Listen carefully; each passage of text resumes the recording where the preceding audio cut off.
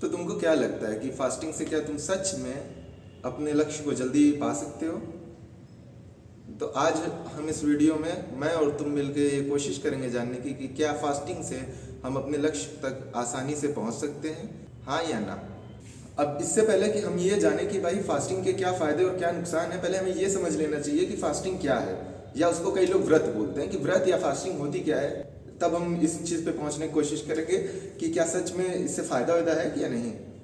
जब तुम कुछ सेलेक्टेड टाइम पीरियड के लिए या कुछ तो खाते नहीं हो या कुछ पीते नहीं हो, या कुछ सेलेक्टेड खाना खाते हो या कुछ सेलेक्टेड ड्रिंक्स पीते हो, उसको हम बोलते हैं फास्टिंग। एग्जाम्पल के लिए अगर हम देखें तो अगर तुम डिसाइड करते हो कि भाई आज सुबह से शाम तक मैं कुछ नहीं खाऊंगा, तो ये हो गया आज पूरे दिन का फास्टिंग, पूरे डे का फास्टिंग।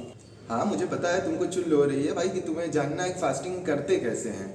उसके लिए तुम ये वीडियो खोलो। इससे पहले तुम वीडियो बंद कर दो, मैं वीडियो को लंबा खींचूंगा नहीं, मैं डायरेक्ट इसी पे आता हूँ कि फास्टिंग कैसे करते हैं। जो पहला फास्टिंग का तरीका है वो है जूस फास्टिंग। अब इसके नाम पे मत जाना, इस फास्टिंग में तुम केवल जूस ही पी के रह सकते हो, बाकी सब रिस्ट्रिक्टेड रहता है, वो होती है जूस फास्टिंग। दूसरी है वाटर फास्टिंग, सेम जैसा जूस फास्टिंग है, इसके भी नाम पे मत जाना। वाटर फास्टिंग मतलब इसमें भी तुम केवल पानी कंज्यूम कर सकते हो, बाकी सब चीजें रिस्ट्रिक्टेड रहती हैं एक लिमिटेड टाइम पीरियड के लिए। तीसरी फास्टिंग का तरीका जो है वो है कैलोरी रिस्ट्रिक्शन फास्टिंग। इसमें तुम क्या करते हो, वीक के कुछ दिन अपने कैलोरी को रिस्ट्रिक्ट कर लेते हो, यानी कम कर लेते हो बाकी कंपैरिजन के दिनों के मुकाबले में। तो ये होता है थर्ड कैलोरी रिस्ट्रिक्शन फास्टिंग। बहुत ज़्यादा फास्टिंग के तरीके पे भी नहीं जाएंगे हम लोग, एक लास्ट और देखेंगे जिसपे हम मेनली आगे बढ़ेंगे, वो है इंटरमिटेंट फास्टिंग। अब इसमें हम क्या करते हैं, या तो कुछ सिलेक्टेड आवर के लिए या तो पूरे दिन के लिए कुछ नहीं खाते हैं, फिर वो सिलेक्टेड आवर या पूरा दिन कंप्लीट होने के बाद हम कोई मील कंज्यूम करते हैं। अब एक चीज़ ये अपने दिमाग में बहुत अच्छे से डाल लो कि उस सिलेक्टेड टाइम पीरियड के खत्म होने के बाद मील लेना है, इसका मतलब ये नहीं कि तुम तरुण गिल बन जाओ कुछ भी खाने लो भाई। तुम्हारी मील एकदम प्रॉपरली बैलेंस्ड होनी चाहिए, प्रोटीन, कार्ब, फाइबर, फैट, इन सब से।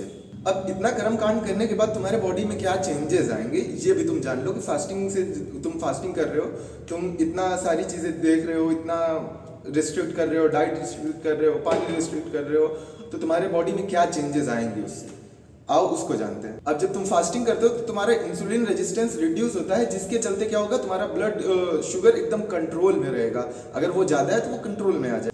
अब फास्टिंग से तुम्हारा ब्लड प्रेशर, कोलेस्ट्रॉल लेवल, ये सारी चीजें कंट्रोल में रहेगा, जिसके चलते क्या होगा, तुम्हारी हार्ट की जो हेल्थ होगी वो इंप्रूव होगी, वो बहुत अच्छी रहेगी इन कंपैरिजन अदर पीपल्स। अब फास्टिंग के चलते तुम्हारा मेटाबॉलिज्म भी इंप्रूव होगा, जिसके चलते क्या होगा, तुम बहुत इजीली फैट लॉस कर पाओगे अगर रिस्ट्रिक्टेड कैलोरी इंटेक है आपका तब। ये चीज़ ध्यान रखना, अगर कैलोरी इंटेक ज़्यादा है और फास्टिंग कर रहे हो तो कोई मतलब नहीं है, हमेशा याद रखना। अब तुम चाह रहे हो कि तुम्हारा फैट लॉस हो, तुम फास्टिंग भी कर रहे हो, बट तुम्हारी कैलोरी इंटेक जो है वो बहुत हाई है, तो तुम्हारा मेटाबॉलिज्म फास्ट होने के बाद भी तुम फैट लॉस नहीं करोगे।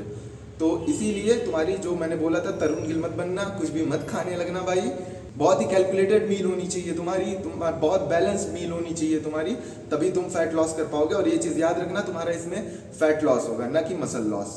और एक चीज़ और, इसलिए वीडियो मत बंद कर देना कि भाई तुम्हें गेन करना है, तुम फास्टिंग क्यों देख रहे हो, ये तुम्हारे लिए। और जो सबसे इम्पोर्टेंट फायदा मिलता है फास्टिंग से वो क्या होता है कि आप फास्टिंग जब करते हो तो आपका growth, human growth hormone HGH, ये इम्प्रूव होता है। ये कई रिसर्चर्स ने प्रूव किया है।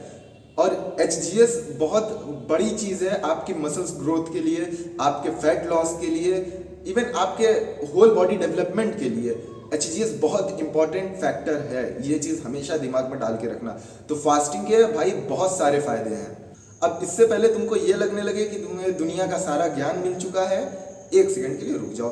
अभी हम ये देखेंगे कि भाई इंटरमीडिएट फास्टिंग को परफॉर्म कैसे करना है, ठीक, उसके तरीके क्या है। अभी तो तुमने ये जाना है, अभी तक जो भी तुमने जाना है, तुम क्या कर रहे हो, क्यों कर रहे हो, तुमने ये जाना है। क्या कर रहे हो, तुम फास्टिंग कर रहे हो, फास्टिंग क्या होती है तुमने वो जान लिया, क्यों कर रहे हो तुम्हें ये भी पता चल गया कि तुम्हें उससे क्या फायदा मिलने वाला है। अब कैसे करोगे ये देखेंगे। अब जो मेनली इंटरमिटेंट फास्टिंग को परफॉर्म करने के तरीके हैं वो मेनली 3 तरीके को लोग यूज करते हैं। जो पहला है 16:8, सेकेंड है ईट स्टॉप ईट, एंड थर्ड है 5:8। अब मैं तुम्हें नंबर नहीं बता रहा हूँ, अब इनको हम डिटेल में समझेंगे थोड़ा सा, बहुत ज़्यादा डिटेल में नहीं जाएंगे, बहुत जल्दी वीडियो खत्म हो जाएगी। इन्हीं तीनों के बारे में बात करेंगे। सो जो पहला है 16:8, वो क्या है? उसमें आप 16 घंटे की फास्टिंग करते हो और उसके बाद 8 घंटे आपका टाइम रहता है जिसमें आप अपनी मील कंज्यूम करते हो। और याद रखना, जो मील कंज्यूम करते हो वो फुल्ली बैलेंस्ड होनी चाहिए आपके गोल के हिसाब से, कि आपका गोल क्या है, फैट लॉस का है या मसल बिल्डिंग का है।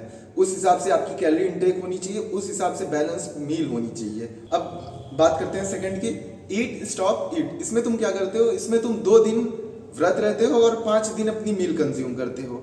ये भी एक इंटरमीडिएट फास्टिंग का तरीका है।